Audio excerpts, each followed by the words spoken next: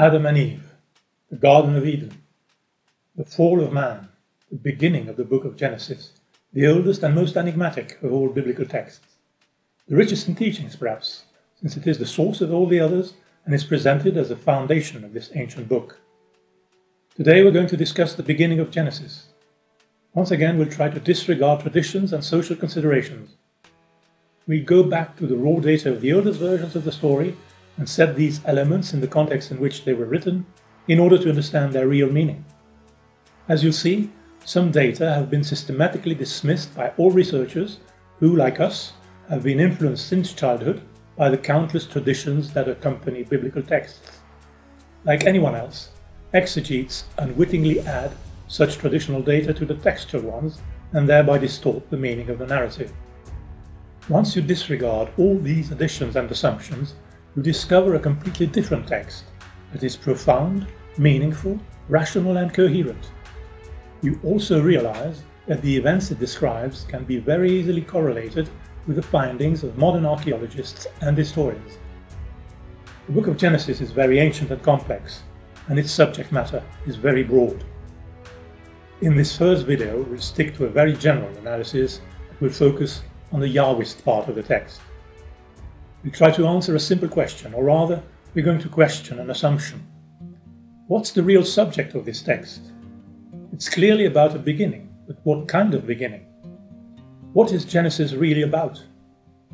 Modern religions follow the tradition of antiquity and the Middle Ages and still claim that Genesis is about the creation of plants, animals and man. Science, as you know, takes another viewpoint, one that categorically refutes the religious interpretation because it has been disproved by Darwin's theory of evolution. However, there is a third way of interpreting the narrative.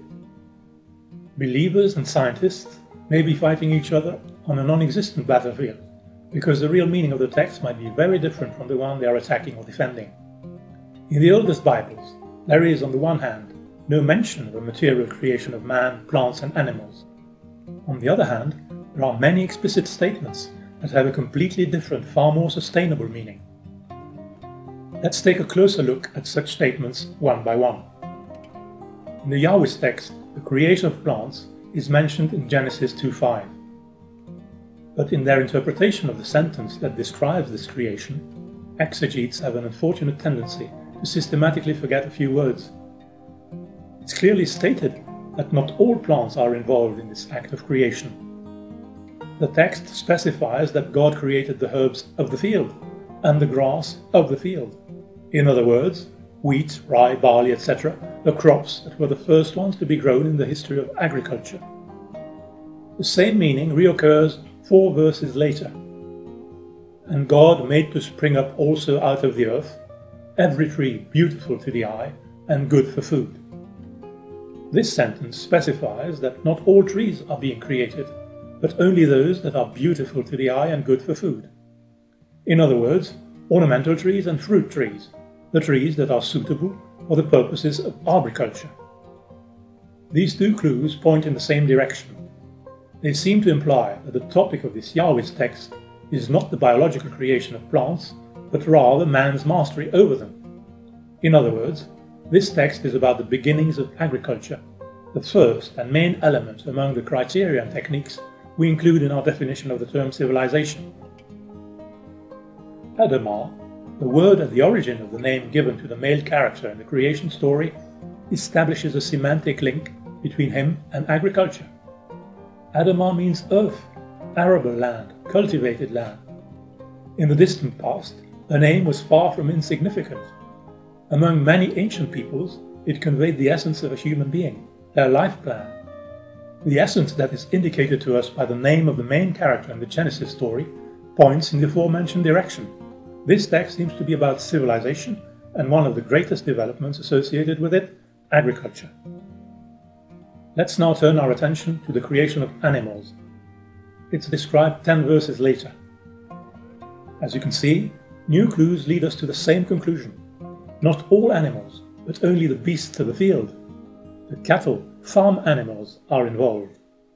In the quotations, these animals are still inevitably described as wild, but are associated with fields and crops and are considered from the point of view of their usefulness to man. which is the definition of livestock farming. Many modern linguists have criticized the meaning given to the Hebrew word gan. It used to be translated as garden in the phrase Garden of Eden. But linguists have underlined the inadequacy between the etymology of this word and its traditional meaning. The word gan merely refers to an enclosed space, not to a garden. Many specialists now think that the term enclosure would be the most appropriate translation. Enclosure of Eden, rather than Garden of Eden, greatly changes the mental imagery that we have all associated with this text. It's important to be aware that the use of this word is very widespread in the narrative. There are almost 20 occurrences just in this short passage. And the Lord God planted an enclosure. Of every tree of the enclosure you may freely eat.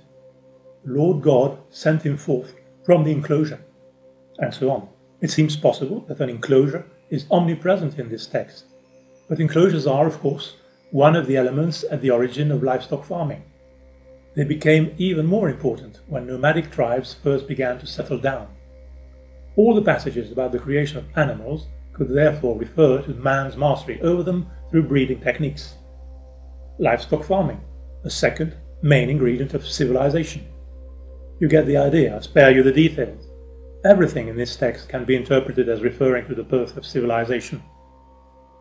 Sowing, another technique universally associated with the birth of civilization, is also mentioned in Genesis. At the end of the text, the Creator gives the couple their first clothes. Similarly, the forbidden fruit can be interpreted as an image for more enigmatic elements of civilization. It is written that this fruit makes you conscious, opens the eyes of those who eat it, gives rise to a sense of modesty. Whatever symbol may be intended in that passage, there's a very clear reference to a complete new way of thinking, to a paradigm shift. Well, the birth of civilization, agriculture, livestock farming, sedentary life, the end of hundreds of millennia of nomadic life, that's indeed a new way of thinking, one of the greatest in the history of mankind. The forbidden fruit can therefore also be interpreted as referring to civilization and to the laws, taboos and prohibitions that are probably necessary to make it possible. Finally, another key element universally associated with civilization, perhaps the most important, is writing. In the Genesis narrative, there's no clear reference to writing. However, for millennia, Genesis was considered to be the very first text to have been written. The only testimony of the possible mastery of writing by the characters mentioned in Genesis is the very existence of this text in which they told their story and passed it down from generation to generation. Admittedly, this interpretation of mine is intuitive. It's based on a belief and cannot by itself be regarded as evidence. But let me remind you that a few pages later, the Bible describes a division of languages. In the well-known episode of the Tower of Babel, God expresses the wish that the only language that had existed until then be divided and become available to many other peoples. Scientists have fiercely rejected the historicity of this passage because the traditional assumption has been that this text describes the division of one common spoken language into many varieties and the subsequent proliferation of spoken languages. But that's not in the Bible, it's mere speculation. On the other hand, if the actual topic of this passage were to be the division and borrowing of the written language, in other words of the writing system, then this text could be almost immediately classified as a historical document. Indeed, it is a long-established fact that writing was first developed in Sumer, the region where the Babel story is set. The Sumerian pictographic system was the first ever written language on Earth. It was then copied by other peoples who developed their own systems. The spreading of the Sumerian writing system to the Akkadians, the Babylonians, the Assyrians and so on took place in the region of Babylon. Therefore, we can say that writing, yet another key ingredient of civilization, is also mentioned in Genesis, implicitly in the episode about the fall of man and explicitly in the passages that follow it directly.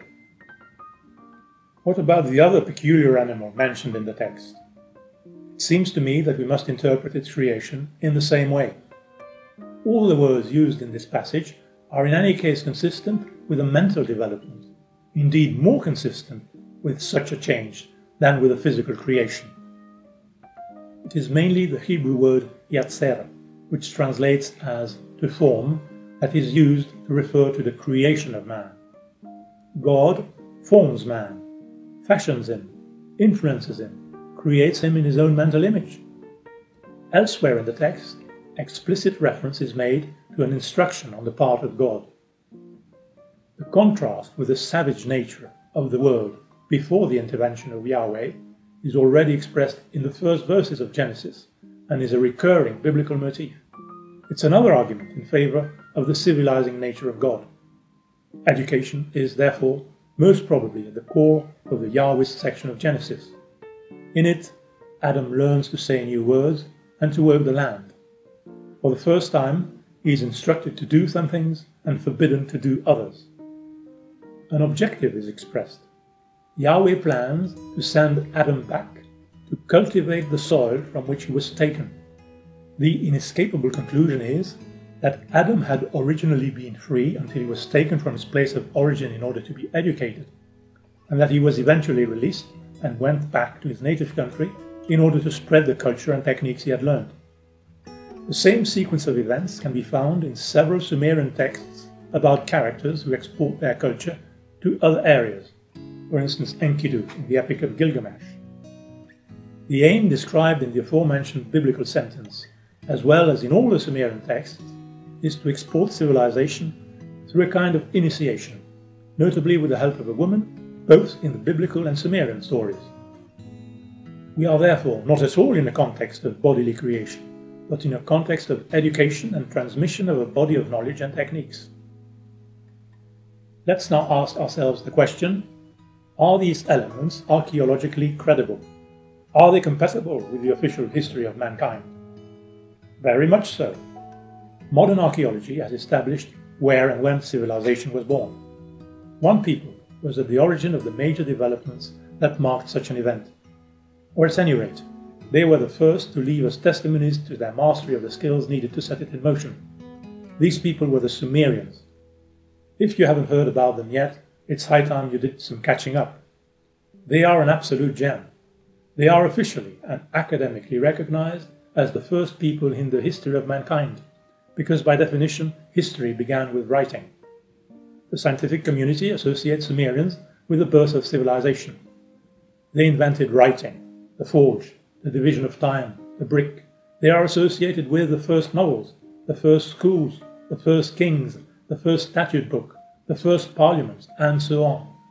The Sumerians invented or strongly developed hundreds of items that are associated with civilization. Hang on a minute. Where did this great people live? In Mesopotamia. The oldest archaeological record of a writing system was found in Sumer, at the foot of the ruins of the Temple of Europe. And where is the biblical Eden? Exactly in the same place, in the same region, between the same two rivers, somewhere between the Tigris and the Euphrates. And when did this great Sumerian leap in the history of mankind take place? Archaeological research has proved that the first period in the history of mankind was the Uruk period, around 4000 BC. The so-called late Uruk period begins with the oldest written record, a tablet that dates from approximately 3500 BC. But this tablet was far from being the first. It's clear that the writing skill was already well mastered and thus had already been in use for a few centuries by the time this specific tablet was inscribed. Many scientists have therefore set the invention of writing around 3750 BC. But when did Adam and Eve live? That's much more complicated. I'll make two separate videos on biblical dates. For lack of a better one, let me quote the answer that was sanctioned by the Vatican for over 1000 years, until the French scientist Jean-François Champollion proved to the Pope that Egypt was older, a discovery which forced the Vatican to change its doctrine. The original answer was 3759 BC. 3750 versus 3759 BC. Almost a perfect match. But let's be rational and qualify our comparison. The fact that both dates match is at least partly a coincidence. The Sumerian date is approximative, could be wrong by a few centuries either way. As for the biblical chronology, it contains some absurdities that we should clarify. I'll do just that in the second of my videos on biblical dates. But for the moment, let's simplify and say that we are indeed symbolically in the same period. Thus, if we accept that the real theme of this whole passage may be the birth of civilization, well, even in terms of where and when, this biblical passage acquires a new meaning and becomes quite coherent.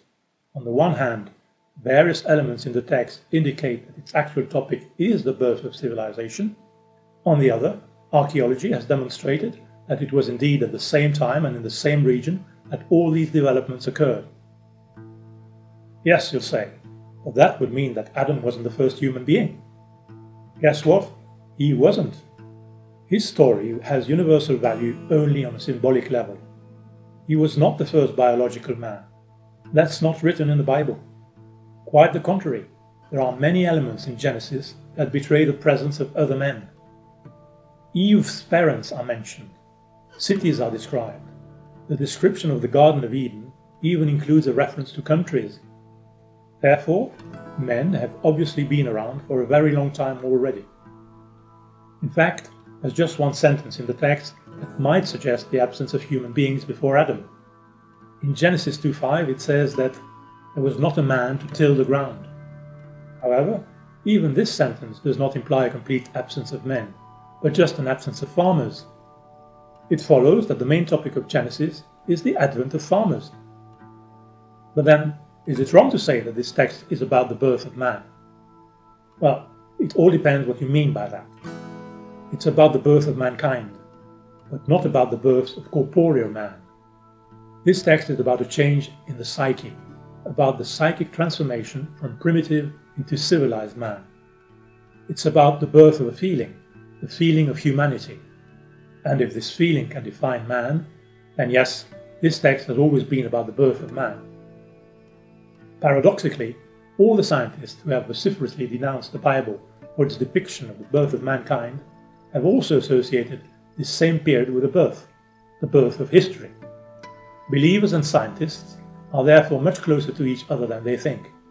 You only have to correct a small bias in the subject matter to realize that they are talking about almost the same thing.